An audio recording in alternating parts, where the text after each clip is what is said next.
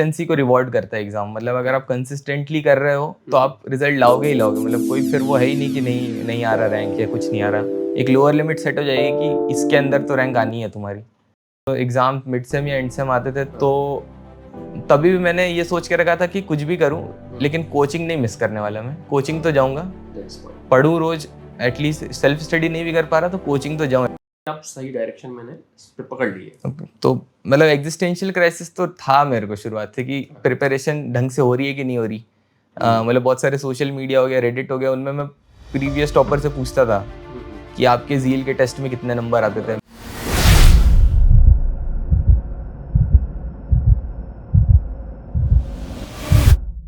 Hello everyone, welcome to gated zeal. आज हमारे साथ हैं तेजस्वी देवांगन, जिन्होंने अचीव करी है ऑल इंडिया रैंक 219 इन गेट 2026। और तेजस्वी की इस पूरी जर्नी से वो सारे स्टूडेंट काफ़ी सारी चीज़ सीख सकते हैं जो अभी थर्ड ईयर में हैं, फोर्थ ईयर में हैं या आगे ड्रॉप प्लान कर रहे हैं। तो once again many congratulations to you. और थोड़ा सा आप अपना इंट्रोडक्शन दें, फिर अपन आगे पॉइंट वाइज हम सेक्शन वाइज सारे पूरे डिस्कशन को कंटिन्यू करेंगे। ठीक है। हेलो एवरीवन, आई एम तेजस्वी देवांगन और मैं फोर्थ ईयर स्टूडेंट हूँ IIT DAVV का और I am from Raipur Chhattisgarh. और मैंने 1 ईयर एनरोलमेंट लिया था गेटेड ज़ील में और मेरी गेट स्कोर आई है 838, रैंक आई है 219 एंड या मतलब इंट्रो ही है। ओके, तो तेजस्वी जैसे आपने बताया आपका गेट रैंक है 219 और आपने ऑफलाइन कोर्स एनरोल करा था। Yes sir. तो सबसे पहले मैं पूछना चाहूँगा कि आप IIT DAVV से हैं जहाँ पे हर साल बच्चे काफ़ी सारे रहते हैं। तो आपको सबसे पहले बताइए कि कहाँ से ज़ील के रिगार्डिंग इन्फॉर्मेशन मिली और कौन आपका रोल मॉडल आप कह सकते हैं। ओके, तो मैंने जब मैं सेकेंड ईयर में था तो मैंने एक वीडियो देखी थी यूट्यूब पे, बहुत पॉपुलर है गेट एस्पिरेंट्स में। वो किशन मित्तल थे, वो ऑल इंडिया रैंक 2 थे और उनकी वीडियोस मैंने देखी तो मैंने फिर उनका लिंक्डइन देखा और लिंक्डइन से मेरे को पता चला कि वो गेटेड ज़ील के ऑफलाइन स्टूडेंट थे। और मतलब मेरे को बेस्ट चीज़ उनके रैंक ये नहीं लगी कि उनकी AI 2 थी, बेस्ट चीज़ ये लगी कि उनका जो मतलब कॉन्सेप्ट समझने का तरीका था, जैसे उन्होंने एक्सप्लेन करा कि किस तरीके से मैं एक अप्रोच रखता हूँ अपना, वो अप्रोच मेरे को बहुत अच्छा लगा। तो मेरे को लगा कि ये अप्रोच डेफिनेटली मतलब मैम सिखाती होंगी या कोचिंग में बताया जाता होगा ऐसा अप्रोच, तो मैं भी यहीं पे एनरोल करूँ अपना प्रिपरेशन के लिए। तो आपको क्या लगा कि वो अप्रोच यहाँ पर सिखाई जाती है, हाँ या ना? हाँ, मतलब आई वुड से यस। तो तेजस्वी नेक्स्ट आगे बढ़ते हैं। कब आपने सीरियसली डिसाइड करा कि prepare for GATE and main reason behind that decision? Okay, मतलब ये डिसीजन मेरे लिए सबसे ज़्यादा टफेस्ट था क्योंकि मेरे कॉलेज में प्लेसमेंट्स का सिनेरियो रहता है और मैंने सेकेंड ईयर में अच्छे से कोडिंग करी है, मतलब 500+ प्रॉब्लम सॉल्व करें लीड कोड में, तो अच्छी खासी कोडिंग स्किल्स थी मेरे पास। बट और मेरे पेरेंट्स ऐसा चाहते थे कि प्लेसमेंट के लिए ही जाऊँ मैं। पेरेंट्स मतलब हेल्प तो किए फाइनेंशियली आने के लिए, लेकिन मेंटली वो हमेशा बोलते थे कि प्लेसमेंट्स को ही फर्स्ट प्रायोरिटी रखो, ये सेकंड प्रायोरिटी है तुम्हारा। अच्छा, ऐसा क्यों सोचते थे? उनको क्या माइंडसेट था कि बच्चा पहले सिक्योरिटी से मतलब सेफ रहे? मतलब वो तो ऑब्वियसली मेरे सिक्योरिटी के लिए ऐसा बोलते थे क्योंकि मैंने जेई में उतना अच्छा नहीं परफॉर्म करा था। तो दे थॉट कि तुम अभी प्लेसमेंट के लिए जाओ, बेटर रहेगा, जॉब लेना तुम्हारे लिए बेटर अपॉर्चुनिटी रहेगी। और इसीलिए इसी में कनेक्टेड क्वेश्चन है, कैसे वो कन्विंस हुए गेट के लिए? मैंने तो जैसे 10 तारीख को ज्वाइन करना था, 10 फेब को स्टार्ट हो रहा था, तो मैंने 8 फेब को उनको बताया कि मेरे को कोचिंग ज्वाइन करनी है। और मतलब फाइनेंशियली तो घर में कोई दिक्कत है नहीं, तो वो ऐसे बोले कि पैसे तो दे देंगे, कोई दिक्कत नहीं है, बट तुमको दोनों में ध्यान देना पड़ेगा, प्लेसमेंट और गेट, तभी ये कर पाएंगे। तो तभी तो मैंने झूठ बोल दिया था कि क्योंकि मैं गेट करना था, बहुत मन था मेरा, तो मैंने तब घर में झूठ बोल दिया था कि मैं दोनों की तैयारी करूँगा और इसीलिए उन्होंने फिर अलाउ कर दिया मुझे। अच्छा, अभी वो क्या सोचते हैं? अभी तुम्हारा रिजल्ट जो आया 219 आपकी रैंक आई है, तो वो कितना सेटिस्फाइड, कितने खुश हैं? और मैं बताया कि एक अच्छे IIT में मैं जा सकता हूँ। हाँ, तो मतलब जब रैंक पता चला तो ऑब्वियसली बहुत ज़्यादा खुश हुए और मतलब क्योंकि मैं थोड़ा और बेटर स्कोर कर सकता था, मैं खुद उतना ज़्यादा खुश नहीं था, इसलिए वो भी मतलब उतने खुश है नहीं वैसे, but at the end of the day मतलब टॉप IIT में जा रहा हूँ तो उस बात की तो खुशी है उनको कि हाँ बच्चा एक अच्छे IIT में जा रहा है, IIT से जा रहा है IIT की तरफ। चलिए, अगर हम प्रिपरेशन की स्टार्ट में बात करें तो आपका लेवल ऑफ ऑनेस्टी या स्टडी का मोड कैसा था? स्ट्रांग थे आप स्टार्टिंग से ही, एवरेज, या अपन बोल सकते हैं कि स्टार्टिंग में उतना मैं स्ट्रांग नहीं था, वीक था? एज अ स्टूडेंट तो मैं बोलूँगा मैं ठीक ही हूँ, क्योंकि मेरे सीजी वगैरह भी बहुत अच्छी है। क्या मतलब सीजी आप कर रहे हैं? मतलब 8.7 ऐसा चल रहा है मेरा 8.7 एवरेज। तो मतलब ठीक ठाक सीजी है मेरी, तो मैं मतलब थोड़ा बहुत तो सीरियस है पता है मेरे को टेक्निकल सब्जेक्ट के बारे में, आने से पहले थोड़ा नॉलेज था। ओके। अच्छा, एक काफ़ी बड़ा एक मिथ है कि बच्चे जनरली सोचते हैं कि सिर्फ टॉपर और आईआईटी के स्टूडेंट जो रहते हैं या अच्छे कॉलेज से इनका बीटेक, कि भाई वही गेट के लिए तैयारी कर सकते हैं और वही बच्चे ब्राइट होते हैं। हम तो इतने ब्राइट नहीं हैं, हमारा उतना लेवल ही नहीं है, हम तो गेट के बारे में सोच सकते हैं लेकिन क्लियर करना और एक अच्छे आईआईटी में जाना हमारे लिए इम्पॉसिबल सा है। तो ये रिव्यू आप, ये मिथ तो कैसे ब्रेक करेंगे? मतलब ये तो मैं नहीं मानूंगा कि ये कोई मतलब पॉइंट है कि मतलब टॉप आईआईटी के बच्चे ही कर सकते हैं, आईआईटी के बच्चे ही कर सकते हैं ये चीज़। I feel GATE as an exam बहुत रिवॉर्डिंग लगता है मेरे को, और बहुत मतलब कंसिस्टेंसी को रिवॉर्ड करता है एग्ज़ाम। मतलब अगर आप कंसिस्टेंटली कर रहे हो तो आप रिजल्ट लाओगे ही लाओगे। मतलब कोई फिर वो है ही नहीं कि नहीं आ रहा रैंक या कुछ नहीं आ रहा। एक लोअर लिमिट सेट हो जाएगी कि इसके अंदर तो रैंक आनी है तुम्हारी। तो मतलब मेरे को तो ऐसा कभी फील नहीं हुआ कि इतना टफ है या ऐसा कुछ है। हर बार जो स्टूडेंट्स हमारे पास भी आते हैं, ज़ील के पास स्टडीज़ के लिए आते हैं, जैसे अपने पहले भी सेशन देखे होंगे, बच्चे काफ़ी वीक बैकग्राउंड से रहते हैं, एवरेज और बिलो एवरेज से रहते हैं, और ज़ील के साथ है वो कंसिस्टेंटली एक हार्ड वर्क में, एक प्रोसेस में, प्रिपरेशन में लगे रहते हैं और नो डाउट वो काफ़ी अच्छा रिजल्ट भी लेकर के आते हैं। तो ज़ील का एनवायरनमेंट कुछ ऐसा है हमने क्रिएट करा है लास्ट 25 ईयर्स में। जो हमारे डायरेक्टर है जयश्री मैम, उन्होंने कि स्टडी का एनवायरनमेंट ऐसा है कि एक एवरेज बिलो एवरेज स्टूडेंट को भी स्टार्टिंग में समझें, कंसेप्ट के फाउंडेशन स्टार्ट करें, बेसिक मॉडल सॉल्व करें, फिर एडवांस तक उसको लेके जाएं।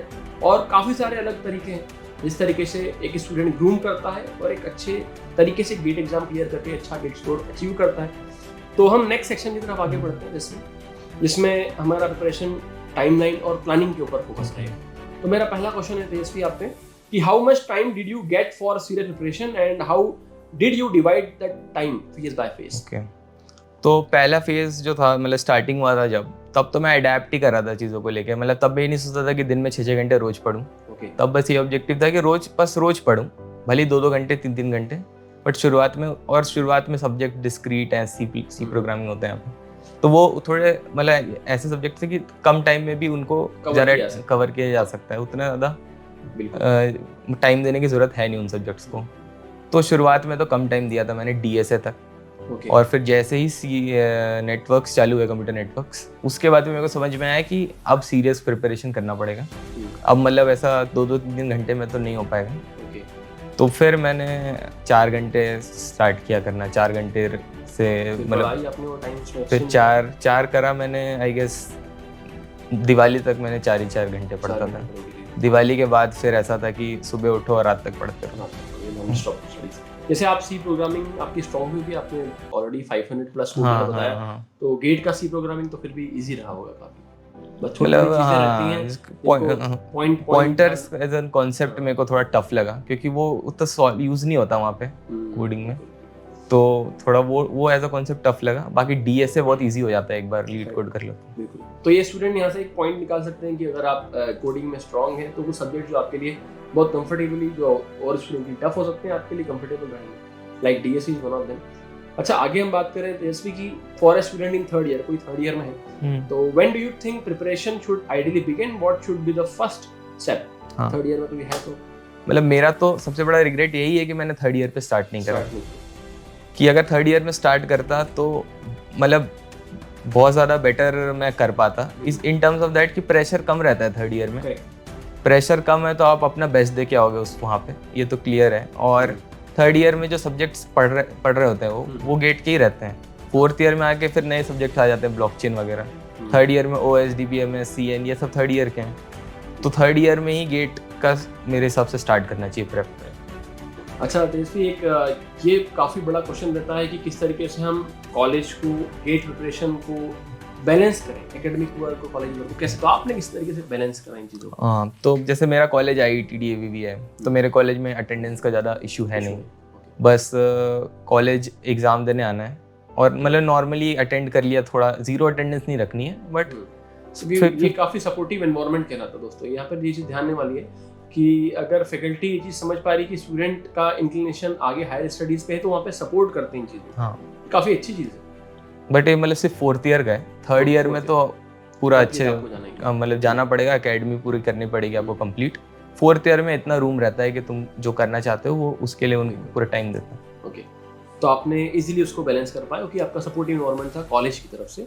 हाँ, बस वही एग्जाम्स के टाइम पे थोड़ा दिक्कत होता है, एंड सेम मिड सेम के टाइम पे। हाँ, तो ये हम जानना चाह रहे हैं किस तरीके से मैनेज करा फिर उस तो टाइम पे? वही तो मतलब जब एग्जाम मिड सेम या एंड सेम आते थे तो तभी भी मैंने ये सोच के रखा था कि कुछ भी करूं लेकिन कोचिंग नहीं मिस करने वाला। मैं कोचिंग तो जाऊंगा, पढ़ूं रोज, एटलीस्ट सेल्फ स्टडी नहीं भी कर पा रहा तो कोचिंग तो जाऊं एटलीस्ट, कि ब्रेक ना हो वो जो मोमेंटम चल रहा है साथ में। तो आखिरी के 2 सेमेस्टर में उतने अच्छे नंबर भी नहीं है, लेकिन आई वॉज हैप्पी कि मेरा प्रिपरेशन तो अच्छा चल रहा है। ओके, चलिए आगे बढ़ते हैं, सेक्शन 3 की तरफ आगे बढ़ते हैं। सेक्शन 3 हमारा सब्जेक्ट वाइज स्ट्रेटजी। यहाँ पे हम जानेंगे सब्जेक्ट वाइज किस तरह की प्रिपरेशन करी।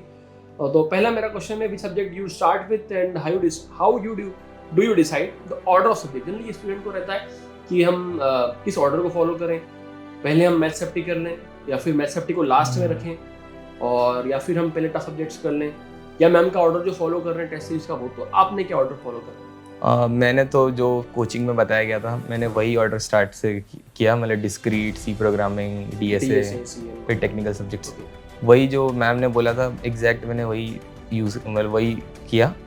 बस मैथ्स को लेके एक था कि मैथ्स जैसे पूरे 4-5 महीने चल रहे होते हैं साइड बाय साइड, तो मैंने वो सोचा था कि मैं एक बार में सारे मैथ्स कंप्लीट करूँगा, तो एक बार में सारे लेक्चर्स देखूंगा। तो मैंने मैथ्स लास्ट में कंप्लीट करा था, जो कि मेरे हिसाब से एक गलत डिसीजन था।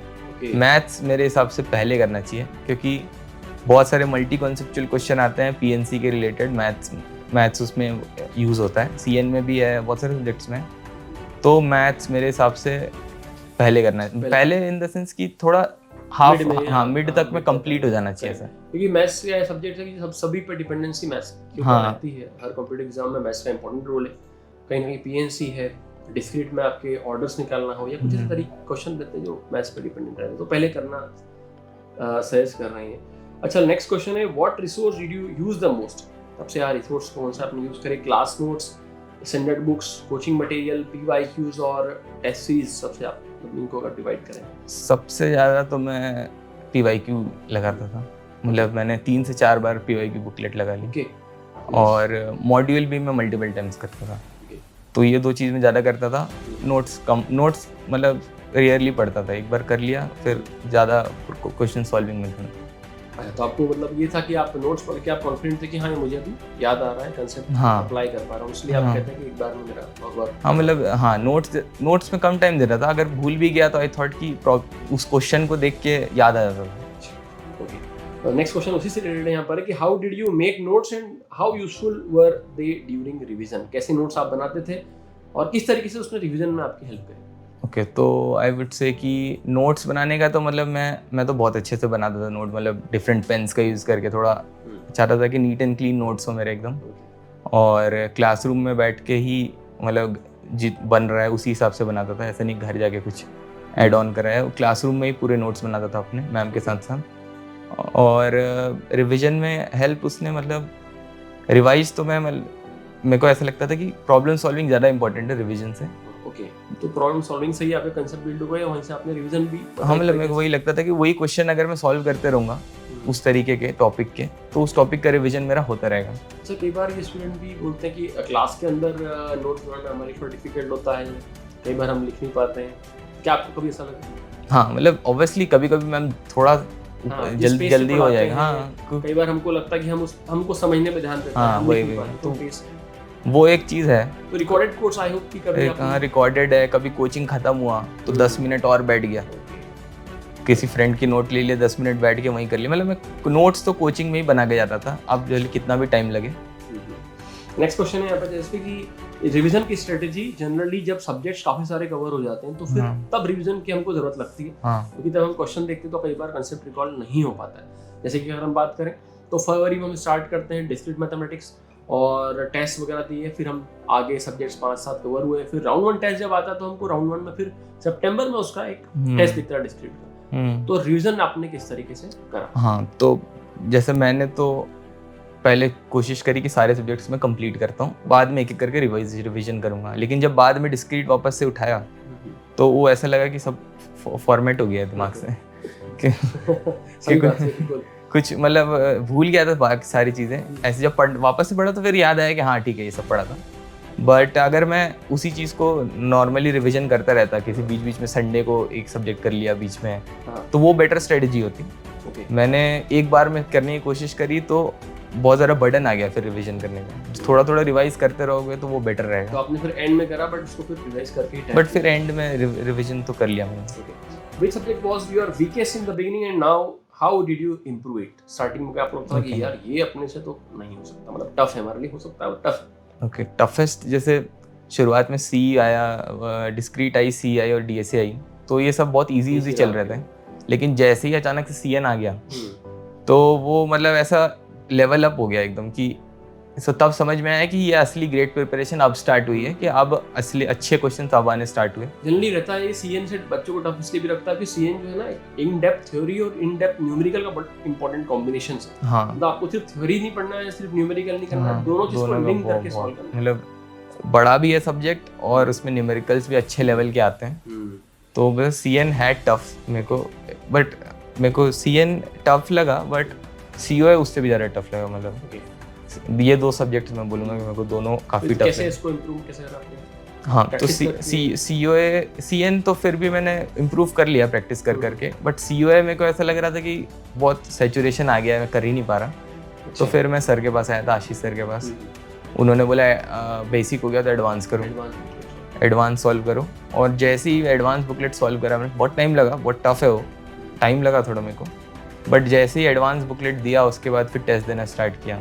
फिर मैंने रैंक देखी तो 2, 3, 2, 1, 2 ऐसी ही रैंक आई 3-4 टेस्ट। मैंने तो लगा अब हो गया ये सब्जेक्ट, मतलब कर लिया। अच्छा, एक ना इसमें पॉइंट है नेक्स्ट की, at what point in your preparation did you feel that you are now moving in a right direction? आप लग रहा था कि आप सही डायरेक्शन मैंने पकड़ ली है।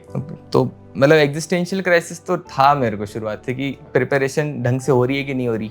मतलब बहुत सारे सोशल मीडिया हो गया, रेडिट हो गया, उनमें मैं प्रीवियस टॉपर से पूछता था कि आपके जील के टेस्ट में कितने नंबर आते थे, मेरे को बताओ। पूछते हैं जो टॉपर रहता है कहीं कनेक्ट करके, यार हमारे नंबर इतने आ रहे हैं, देखिए टॉपर के कैसे आपके कितने आते थे ये वो। और उनका रिएक्शन यही होता था कि अभी जितने भी नंबर आ रहे हैं वो मैटर नहीं करेंगे, तुम्हारे मॉक में कैसे आ रहे हैं वो देखना, अभी सिर्फ और सिर्फ सब्जेक्ट कंप्लीट करो अच्छे से। बट मतलब रहता था कि प्रिपरेशन सही हो रही है नहीं हो रही है, क्या है, कुछ पैरामीटर तो है नहीं, नंबर तो आ रहे हैं, बट स्टिल एक अंडर डाउट रहता है। तो हाँ, मतलब यही था मेरा। दिवाली तक तो मैं यही सोचता था, बहुत एग्जिस्टेंशियल क्राइसिस में था। दिवाली के बाद फिर मेरे को लगा कि आप भूल जाते हैं सब, प्रिपेयर मतलब करो। अच्छा, नेक्स्ट सेक्शन पर आगे बढ़ते हैं दोस्तों। यहाँ पर नेक्स्ट सेक्शन की हम बात करेंगे test series and performance improvement. तो पहला मेरा क्वेश्चन यहाँ पर, when did you start giving test and what was your mindset while attempting them?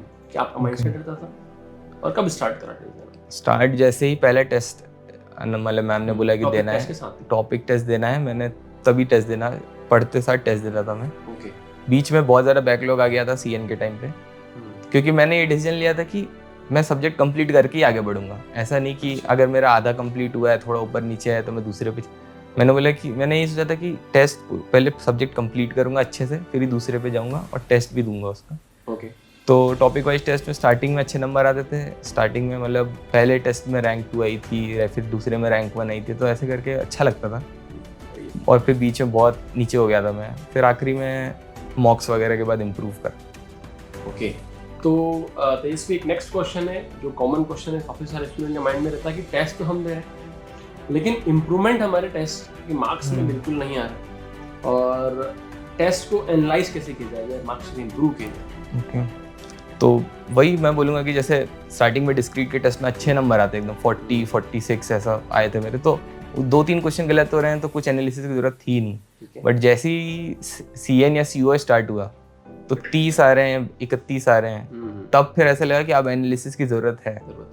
अब मतलब उसकी जो गलतियाँ करी वो मेरे को लिखनी पड़ेगी कहीं पे, मेरे को याद रखना पड़ेगा कि यहाँ पे मैं गलती कर रहा हूँ। ओके, तो तब आई फील कि जब टेक्निकल सब्जेक्ट स्टार्ट होते हैं तो टेस्ट में नंबर कम आते हैं। मेरे हिसाब से सबके साथ होता है, मतलब मैंने जिनसे बात करी है। और एनालिसिस वही है कि मैं तो काफ़ी मतलब टेस्ट को एनालाइज करता था। इवन जब मॉक स्टार्ट हो रहे थे और मेरे को कोई टॉपिक वीक लगा तो मैं उसका टेस्ट खोल के देखता था कि मैंने क्या परफॉर्म करा है, क्या वीक है मेरा उसमें, तो आई फील कि टेस्ट का एनालिसिस तो सबसे मतलब मोस्ट इम्पोर्टेंट है। अच्छा, नेक्स्ट क्वेश्चन है कि सबसे कॉमन मिस्टेक्स जो बच्चे करते हैं, आप भी कहीं ना कहीं आपके साथ भी होती होगी, तो मिस्टेक्स को हम जनरली काउंट करते हैं सिली मिस्टेक्स से, कंसेप्चुअल मिस्टेक्स या फिर क्वेश्चन ही गलत कर, तो और टाइम मैनेजमेंट, पूरा टाइम मैनेजमेंट आपको ने किससे कवर अप करा? वही तो जैसा आपने ये जो 4 चीज़ें बोली, ये चारों चीज़ें तो मैं मेन गेट में भी करके आ गया। थोड़ा सा मतलब मेरे हिसाब से तो जैसे कॉन्सेप्ट सिली मिस्टेक है, तो हम हमेशा सोचते हैं सिली मिस्टेक तो यहाँ हो रहा है, वहाँ तो होगा नहीं, ये तो यही की बात है, यहाँ पे मैं थोड़ा फोकस नहीं हूँ, वहाँ पे तो बहुत फोकस दूंगा बाद में। बट ये चीज़ सिली मिस्टेक एक पैटर्न है, अगर कोई नोटिस करेगा कि वो वही बार बार सिली मिस्टेक होगा, और अगर उसको सॉल्व नहीं करेंगे तो मेन गेट में भी करके आ जाते हैं लोग, जो कि मैं करके आ गया। तो थोड़ा मैं बोलूँगा कि सिली मिस्टेक्स पे ध्यान देना ज़रूरी है, मतलब उसको ऐसा निगलेक्ट नहीं करना है। और टाइम मैनेजमेंट भी मेरा बहुत पूरा था, मतलब मेन जब टॉपिक टेस्ट हो रहा था तब मैं सोचता था कि ये तो अभी टॉपिक टेस्ट है, इसमें टाइम वाइम देखूंगा नहीं, अपने हिसाब से देते रहता हूँ, छूट गया तो बाद में सॉल्व कर दूंगा। लेकिन जब मॉक स्टार्ट हुआ तब मेरे को पता चला टाइम कि जल्दी सॉल्व करना पड़ेगा क्वेश्चंस को, तब बर्डन बढ़ गया था। तो टाइम और मैं हम जान सकते हैं कि क्या सिली मिस्टेक्स आपकी एक्चुअल गेट एग्जाम में हुई? गेट एग्जाम में एक क्वेश्चन था, प्री ऑर्डर इन ऑर्डर से पोस्ट ऑर्डर निकालना है सेट 1 में।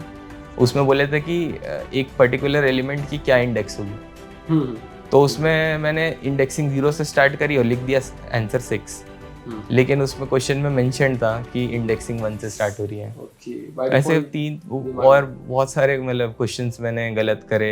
डीएसए में लिंक लिस्ट का क्वेश्चन गलत कर दिया, जो तो कभी मतलब कभी नहीं करा, आंख बंद करके भी सही करता था, लिंक लिस्ट का क्वेश्चन गलत। तो वो सारे क्वेश्चंस मेरे को बहुत अभी भी कभी कभी सोचता हूँ या सो रहा होता हूँ रात को तो याद आते हैं कि सही बात है। एक स्टूडेंट जो हमेशा जिस सब्जेक्ट में स्ट्रांग रहते हैं और वही अगर वहीं से मिस्टेक हो जाए तो मतलब ज़्यादा अपने को दर्द होता है।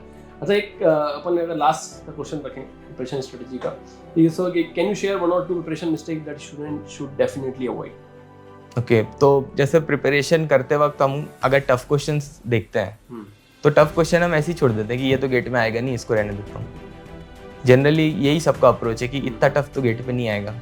बट इस बार जब मैंने सेट 1 दिया तो मेरे को पता चला कि अच्छे लेवल के क्वेश्चन आ रहे हैं अब गेट में, और मतलब वो इंक्लूड कर रहे हैं, तो किसी भी क्वेश्चन को छोड़ना नहीं है। कोई भी क्वेश्चन अगर मिल रहा है तो अच्छे लेवल का क्वेश्चन मिल रहा है, चाहे गेट में वो पास्ट में पूछा ना भी गया हो, तो भी उसको सॉल्व करो, उसको अच्छे से पढ़ो। और दूसरा है कि मैथ्स टाइम से करो, मतलब मैथ्स को नेग्लेक्ट कर देने से 4-5 नंबर का फर्क रहता है। चलिए, वेरी नाइस। चलिए दोस्तों, तो आगे बढ़ते हैं नेक्स्ट सेक्शन की तरफ, सेक्शन 5, जिसका टॉपिक है चैलेंज, माइंडसेट एंड कंसिस्टेंसी। तो पहला क्वेश्चन मेरा यहाँ पर आपसे, was there any low phase when your confidence drop and how did you come out of that phase? Okay, lowest phase जो मेरा था, मतलब पूरा प्रिपरेशन मेरा नॉर्मल चला, मेरे को ऐसा नहीं लगा कहीं पे कि बहुत ज़्यादा लो फेज आया हुआ है। सबसे ज़्यादा लोएस्ट फेज मेरा आखिरी का 1 महीना था, क्योंकि तब मेरे को एक्चुअल प्रेशर फील हुआ गेट का, कि मतलब प्लेसमेंट छोड़ के बैठा हूँ गेट में तो प्रेशर बहुत हाई है अभी, और वो मेरा लो फेज था। और तब मैंने ओवरकम इस तरीके से करा कि ज़्यादा सोचा नहीं, टेस्ट देना स्टार्ट किया, दिन भर टेस्ट और एनालिसिस करता रहता था, दिमाग इसमें ज़्यादा देर नहीं देता था। प्रेशर था तो ऑब्वियसली अपना बेस्ट नहीं दे पा रहा था, बट मेरे को ऐसा लगा कि आखिरी के जो 20-25 दिन थे उसमें काफ़ी प्रेशर फील हुआ, वही लो फेज था। तो मेरा सेकंड क्वेश्चन था भी इसी फेज का आंसर आपने ऑलरेडी इसमें कवर करा। आगे बढ़ते हैं क्वेश्चन की तरफ कि if someone has started late और कुछ महीने ही बचे हैं अगर उसके पास, तो what would be the right approach from that point onward? Okay, तो जैसे मेरा एक फ्रेंड था जो मेरे साथ ही कोचिंग आता था, उसने प्रिपरेशन छोड़ दी थी और आखिरी के सिर्फ 3 महीने प्रिपेयर किया था। अच्छा। और वो भी यहीं का स्टूडेंट था, तो उसने मेरे से पूछा था कि क्या क्या सब्जेक्ट ज़्यादा वेटेज वाले हैं वो बताओ। तो मैंने वही बोला कि तू जो ज़्यादा वेटेज वाले हैं वही कर, और उसको 3-4 सब्जेक्ट के नाम बोले। और एंड में उसने सिर्फ 5-6 सब्जेक्ट करके गया, वो 10 में से सिर्फ 5 सब्जेक्ट, और उसके 58 नंबर आए सेट 1 में। अच्छा। तो मतलब आई फील कि टारगेट करके अगर प्रैक्टिस कर रहे हैं तो कम टाइम पे बेटर बहुत होता है, कम टाइम में बेटर परफॉर्मेंस भी हम दे सकते हैं। डन। आगे बढ़ते हैं दोस्तों, नेक्स्ट सेक्शन की तरफ, सेक्शन सी, 6 नंबर का, support system and gated C. इसके बारे में बात करेंगे। तो पहला क्वेश्चन है, how important was support system around you, such as test teachers, test discussions, then doubt solving, library environment, peer group और गाइडेंस? ओके, तो आई फील कि बेस्ट जो मेरे को लगा मतलब इस कोचिंग में एनरोल होने के बाद कि जो डाउट सेशंस हैं या डाउट सॉल्विंग जो फैकल्टीज़ हैं जो जितना हेल्प करते हैं वो पर्सनली डाउट सॉल्व करने में, मतलब एक ही डाउट को 3 बार 4 बार पूछो तो भी वो समझ जाते हैं कि मतलब उतना एक्सपीरियंस है सर को कि वो समझ जाते हैं कि क्या पूछना चाह रहा है। एंड आई फील जो बेस्ट मेरे को लगी, मतलब बेस्ट डिसीजन मेरा कि यहाँ के लाइब्रेरी में आगे पढ़ने का, क्योंकि लाइब्रेरी में जो सब लोग तैयारी कर रहे होते हैं उसके बाद फिर मतलब आपका बहुत ग्राफ अप ट्रेंड अपवर्ड से जाता है आपका। मेरा बेस्ट तभी निकला जब मैं यहाँ लाइब्रेरी आगे पढ़ा। ओके, मतलब लाइब्रेरी का जो एनवायरनमेंट है, हाँ, की लाइब्रेरी जो हम लोग प्रोवाइड करते हैं उसका भी एक इम्पोर्टेंट रोल रहा इनके प्रिपरेशन में। अगर इसी में और आगे बढ़े, टेस्ट डिस्कशन आप लोगों ने देखे होंगे, टेस्ट होने के बाद टेस्ट डिस्कशन होता है, उसको वो कैसा हेल्पफुल रहा आपके लिए? और लाइब्रेरी के बारे में आपने ऑलरेडी इलैबोरेट करा, प्रैक्टिस क्लास के बारे में थोड़ा सा। ओके, तो प्रैक्टिस क्लासेस तो पहले शुरुआत में मैं देखता नहीं था कि डिस्क्रीट डीएसए और सी तक मेरे को लगता है हाँ मार्क्स आ रहे हैं, सब हो रहे हैं, बट सीएन से मेरे को पता चला कि प्रैक्टिस क्लास की क्या वैल्यू है। और एक प्रैक्टिस क्लास अगर मैं टोटल व्यूड देखूं तो मैंने शायद एक सेशन 7 बार देखा होगा आखिरी तक आते तो मतलब आखिरी में तो मैं नोट्स रिवाइज नहीं करता था। आखिरी में अगर कोई टॉपिक मेरे को ऐसा लगा कि ये ऊपर नीचे है तो सीधा मैं जाता था प्रैक्टिस सेशन और प्रैक्टिस सेशन देखता था। सीएन के आप जैसे बता रहे हैं, सीएन के प्रैक्टिस सेशन आपने? हाँ, सीएन के और सीओए के तो मतलब क्योंकि आपके लिए वो एक डाउन फेज भी था, आपको वहाँ पे टफ लग रही थी। हाँ, वेरी नाइस। अच्छा, आगे बढ़े, you prepared with gated offline mode, how did you did the Gated Zeal classes, test series and doubt support practically help you? And study material के बारे में थोड़ा सा एक्सप्लेन। हाँ, तो मटेरियल तो मेरे को बहुत अच्छा लगा, मतलब मैं तो मटेरियल 2-2 3-3 बार लगाता था। हाँ, लोग बोलते थे कि एक बार लगा लिया क्या बार-बार सॉल्व करना। हाँ, बट हाँ, ऑल्दो उसमें आंसर लिखा हुआ है मैंने तो ऊपर भी मैं वापस से सॉल्व करता था। ये मतलब बस ऐसे ही मेरे को अच्छा लगता था, मेरे क्वेश्चंस बहुत सही लगे मटेरियल में। ऐसा लगा कि ये क्वेश्चंस अगर मैं याद रखूँ या ये क्वेश्चंस का पैटर्न मुझे पता हो तो मेरे को मेन एग्जाम में बहुत फ़ायदा होगा। और मतलब था, I feel the main paper जो था और जो गेट का मॉड्यूल है वो लेवल मेरे को सेम लगा। अच्छा, जनरली ये देखा गया है कि बच्चे प्रैक्टिस क्लास को कई बार सीरियसली नहीं लेते हैं, या फिर उनको लगता है कि बेसिक मॉड्यूल और पीवाईक्यू हमारे लिए सफिशिएंट है। तो क्या आपने एडवांस और प्रैक्टिस क्लास को कितने सीरियसली लिया? मैंने तो मतलब जैसे ही मेरा सीएन या टेक्निकल सब्जेक्ट्स में जैसे ही दिक्कत चालू हुई तो मैंने सीधा आशीष सर के पास आया था कि सर मतलब क्या गलती कर रहा हूँ मैं। तब उन्होंने बोला था कि प्रैक्टिस सेशंस देखो और फिर मेरे को बताना एक बार कि क्या कुछ चेंज आया कि नहीं आया। और फिर मैं प्रैक्टिस सेशन देखा, उसके बाद मैं गया ही नहीं, मतलब मेरे को सब समझ में आना स्टार्ट हो गया। मतलब चीज़ें जो वर्क फ्लो होता है एक सब्जेक्ट का, क्या हो रहा है, मतलब कैसे वर्क फ्लो हो रहा है, डेटा फ्लो है, वो एक बार समझ में आना स्टार्ट हो जाता है प्रैक्टिस सेशन देखते ही। फिर मतलब चीज़ें बहुत ज़्यादा ईजी हो जाती हैं। हालांकि प्रैक्टिस सेशन समझना हार्ड है, मतलब ऐसा नहीं कि एक बार देखोगे तो हो जाएगा, ऐसा ज़रूरी है। मतलब 2-2 बार तो देखना पड़ेगा एटलीस्ट, थोड़ा नोट्स भी बनाना पड़ेगा, बट वो एक बार समझ गए तो फिर आगे बहुत हेल्प होने वाली है। और एडवांस बुकलेट के लिए क्या? और जैसे जनरली हम सोचते हैं कि गेट में जो क्वेश्चंस आएंगे बेसिक बुकलेट के हिसाब से ही आएंगे, जो पीवाईक्यू हमने देखा उस हिसाब से। तो लेकिन अगर आपने प्रीवियस ईयर सेट 2 देखा होगा या इस बार का सेट 1, पीवाईक्यू से दूर तक था वो, मतलब पीवाईक्यू के अराउंड नहीं था वो। मतलब बिल्कुल जैसे कि हमने बताया कि उसके जो ऑप्शन थे वही क्वेश्चन जैसे लग रहे थे, वही हर ऑप्शन अपने में एक क्वेश्चन था और इतने एमएसक्यूज थे। तो ये सब तो अगर सॉल्व करना है वहाँ जाके, मतलब इतना प्रेशर वहाँ है, वहाँ पे तुमको सॉल्व करना है तो पहली बार तो नहीं कर पाओगे, तुमको एडवांस बुकलेट लगा के उसकी प्रैक्टिस करनी पड़ेगी तभी हो पाएगा। और मतलब अगर 70 तक जाना है आई फील तो बेसिक है, बट 70 से 80 जाना है तो कहीं ना कहीं आई फील की एडवांस की ज़रूरत है। Very nice. तो चलिए अब हम एक फाइनल क्वेश्चन लेते हैं और सेशन को एंड करते हैं। तो एक general advice being a student, आप क्या ऐसे एस्पिरेंट्स को देना चाहेंगे जो अभी प्रिपेयर कर रहे हैं गेट की, 2027 की तैयारी कर रहे हैं और उनका टारगेट है कि वो एक अच्छे आईआईटीज़ में टॉप 10 या टॉप 7 आईआईटी में उनका टारगेट है, जाना चाहते हैं, तो क्या आप उनको एडवाइस देंगे? तो आई फील कि पहली बात तो ये है कि स्टार्ट करो अपनी प्रिपरेशन। आई फील कि ज़्यादा ये मत सोचो कि आगे क्या होगा। सोचने में टाइम वेस्ट नहीं करना, मतलब अब स्टार्ट कर दो बस। At least GATE as an exam consistency को रिवॉर्ड करता है बहुत ज़्यादा।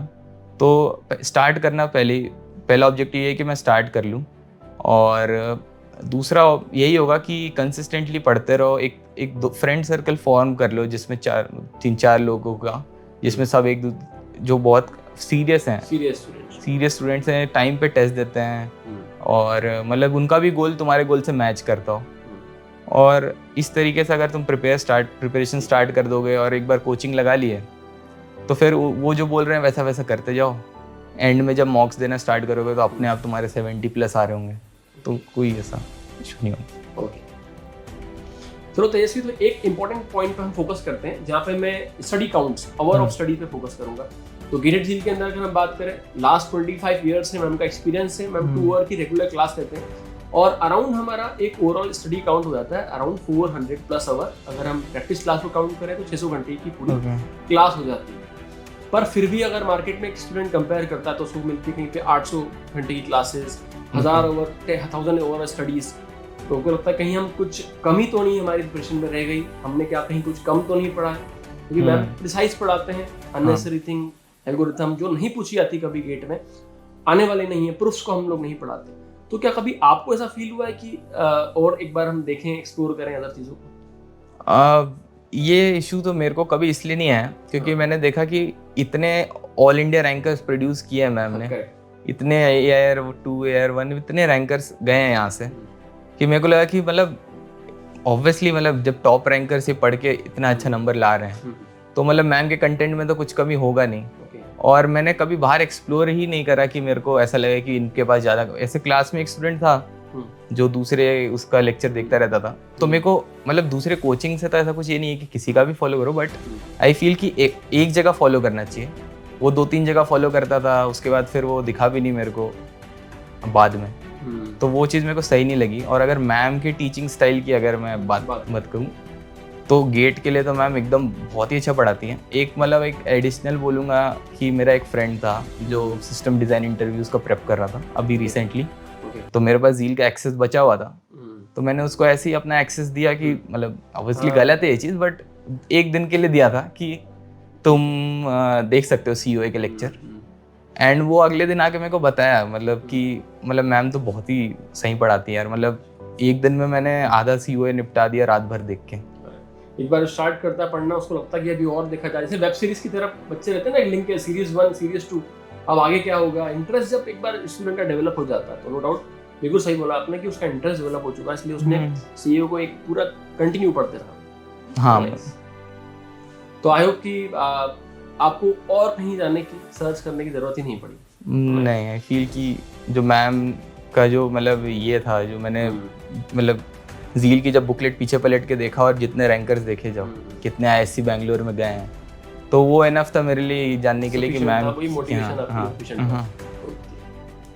Okay. So to all the student preparing for GATE 2027, I hope कि ये सेशन आपके लिए काफ़ी हेल्पफुल रहा होगा। काफ़ी सारी चीज़ें आपने नोट करी होंगी, सीखी होंगी, कैसे बैलेंस करा जाए, माइंडसेट कैसा होना चाहिए, कैसे कूल काम रहा जाए। तेजस्वी को आपको देख कर भी लग रहा होगा कि एक स्टूडेंट ऐसा है जो अपने आप में काम है, उनकी बात करने का तरीका, उनकी स्टडीज़ का तरीका, ये भी एक अपने आप में इंपॉर्टेंट रोल प्ले करता है। So all the best to all the GATE aspirants. Thank you so much for watching this talk. So हम यहाँ पे एंड करते हैं। Thank you so much.